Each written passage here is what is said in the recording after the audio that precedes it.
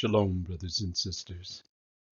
Grace, mercy, and peace be unto you from Yahuwah, our Father, and Yahusha.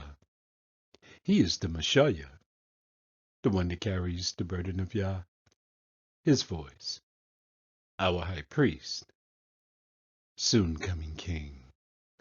Hear, O Yasharal, Yahuwah, who's our mighty one. He is one. There is no other mighty one in existence than Yahuwah, and Yahusha is his voice. This is Brother Dawood coming to you again to bring you the last atonement before the gathering. This message is exclusive to the children of Yasharal. This is part 1. Note: without the shedding of blood, there's no forgiveness of sins. Without the high priest, there's no forgiveness of sins. Without the application of the law as Yah has prescribed, there is no forgiveness of sins. So if the law is abolished, then your sins will stack up to the heavens. Let's begin. Wayakara, you would say Leviticus chapter 16, 1 to 3. 1. Enters in his majesty, and Yahuwah spake unto Moshe after the death of the 2 sons of Aharon, when they offered before Yahuwah and died. They offered strange fire. You cannot add to or take away from this book. The penalty is death. 2. And Yahuwah said unto Moshe, speak unto Aharon your brother. Tell him not to come at all times into the holy place, within the veil, before the mercy seat. There is no grace seat. It is a mercy seat. Mercy presupposes guilt.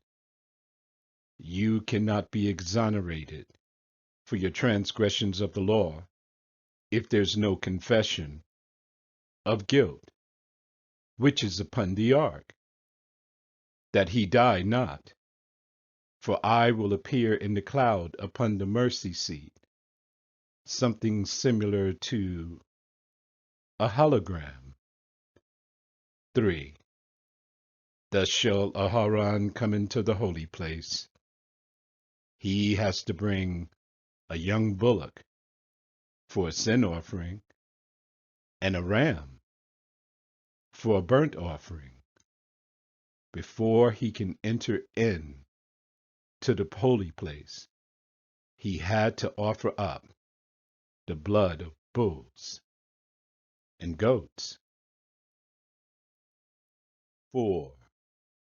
He shall put on the holy linen coat, and he shall have the linen breeches upon his flesh, and he shall be girded with a linen girdle, and with the linen mitre. The word should be turban. Shall he be attired? These are holy garments. Therefore he shall wash his flesh in water. Note: this is ritual cleansing. It's the origin of baptism. And so put them on. 5. And he shall take of the congregation of the children of Yasharal 2 kids of the goats for a sin offering, and 1 ram for a burnt offering. 6. And Aharon shall offer his bullock of the sin offering, which is for himself, and make an atonement for himself and for his house. As you see, the high priest had to offer up the blood of bulls and goats to enter into the holy place. Not so for Yahusha HaMashiach. He offered a better sacrifice, a perfect sacrifice. He offered up himself to enter in to the holy place, not the tabernacle built with hands, but the one that was built without the hands of men, in the place where he who is seated upon the throne dwells. Yahusha HaMashiach has ascended into the heavens to take our transgressions of the law before the mercy seat. He is our high priest, the one chosen by Yah to be in the heavens. 7.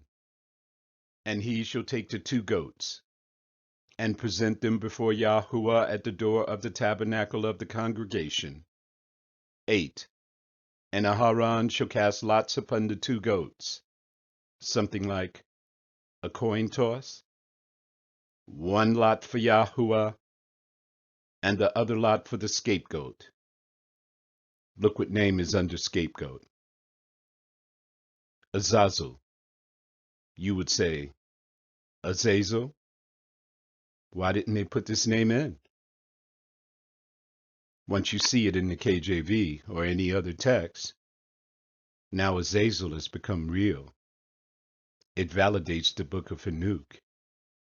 It also validates the name of Satan, God. 9. And Aharon shall bring the goat upon which Yahuwah's lot fell, and offer him for a sin offering.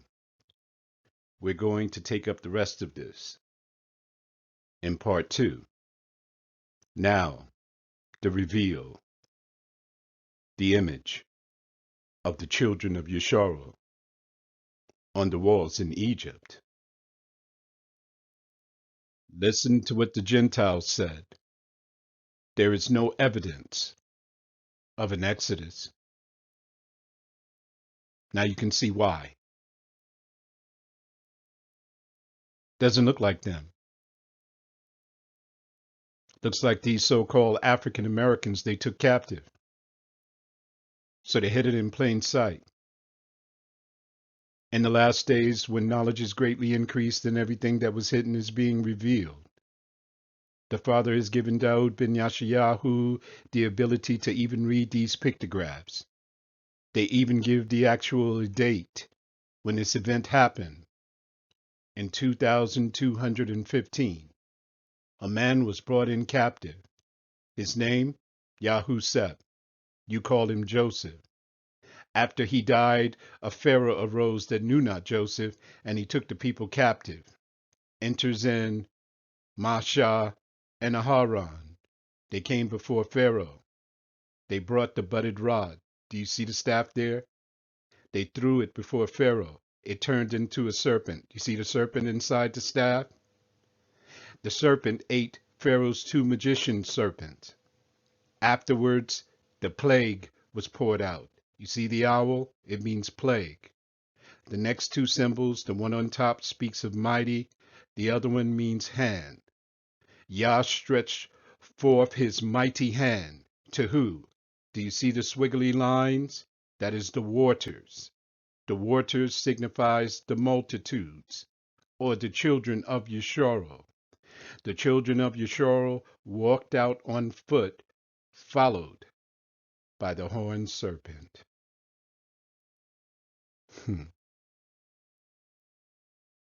Continue to part 2. Shalom.